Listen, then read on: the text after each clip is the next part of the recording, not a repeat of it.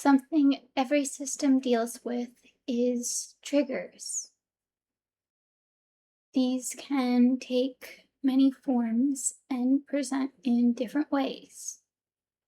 When most people think about this, they think more about PTSD or the fight or flight response. While these are both significant things that systems will experience, that is not the entire picture. Triggers are simply something that triggers a response. And there are a lot of things that can do that beyond what people would normally think of. But when it comes to the fight or flight response, your body will shut down all unnecessary functions, which may affect how you process things as the event is happening. But it also might make you more alert, even to more insignificant things, as you're trying to find a way to get out of the situation and regain a space of safety. There are a lot of anxieties that can come about after the event. And a lot of times with anxiety, you get a lot of false narratives that can cause triggers on their own. Something doesn't need to be wholly based in the reality of what is going on to be triggering. It is common in the aftermath of trauma to avoid things that are in any way similar to things that existed within the traumatic event as a way to keep yourself safe. But it is also important to remember that avoiding things can also increase your anxiety around them and make the triggers worse. While it may be beneficial in the short term when you aren't able to work through and process the traumatic memory, it's not a long-term solution. But it is important to remember that anything can be a trigger.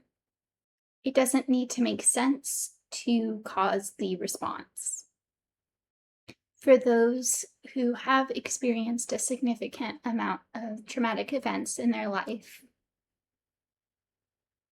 especially chronic childhood trauma, which is necessary for the development of complex dissociative disorders, even feeling safe in and of itself can be a trigger, as it's abnormal.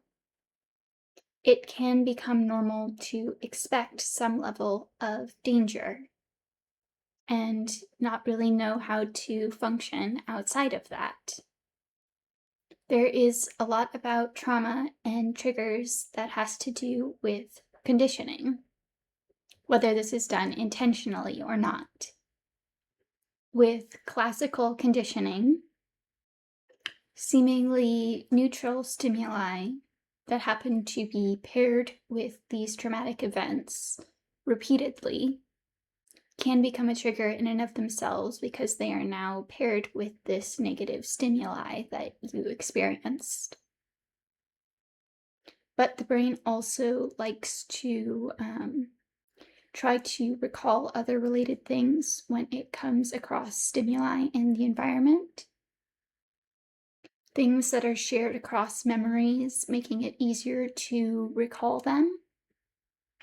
So when encountering a stimuli that happened to exist within a traumatic event later on, your brain may pull that traumatic memory back up simply because it shares that same stimulus, which then turns that thing into a trigger. And just as alters have different lived experiences, they can also hold different triggers. What is triggering to one alter may not be triggering to another. And in this way, encountering a trigger can cause a switch to occur. Alters more associated with the specific trigger being more likely to front when that trigger is present in the environment. But not all triggers are necessarily bad or have as strong of a link to trauma. Alters may claim their own possessions and be more likely to front if they are around that possession, or have their own interests, passions, hobbies, etc., that they are more likely to front if they exist in the environment because they want to interact with them. Importantly, as these parts still exist in those without the disorder, you can still see some semblance of this in those that don't have the disorder. Things that trigger like a nostalgic response or positive associations with interests, alongside the normal fight or flight responses that anyone can experience.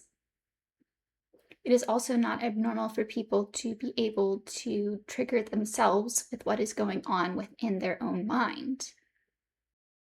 And in this way, for systems, alters can also trigger other alters, whether intentionally or unintentionally. But importantly, with positive triggers, though, some of them can be used for avoidance. So just because they are positive or may make you feel better doesn't mean the effect is 100% good. But whether you are a system or not, it is important to avoid using triggers if you don't have permission to do so. Even if you have good intentions, it may still have a negative impact. And when it comes to systems, if it causes a switch, there may be some degree of unexpected harm that comes along with it. It's also just not nice to force alters in and out of awareness without their permission. So, what do you do if you are triggered? The most important thing is to ground. We have discussed grounding in more detail in our video about dissociation that you can find up here. But a lot of times when you're triggered, one of the most important things to do is remind yourself of the time and the location and how it differs from the memory that is being triggered. It is also good to understand what your triggers are. When you can, document them. What alters became more active around that trigger? Were there ways that helped you recover from it? Were there specific responses you had to it? Was there a specific level of dissociation associated with it?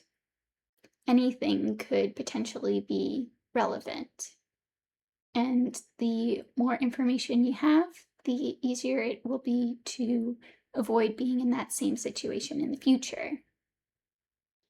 But a lot of recovery is focused more on recovering when you are in a triggering situation over removing triggers from the environment entirely.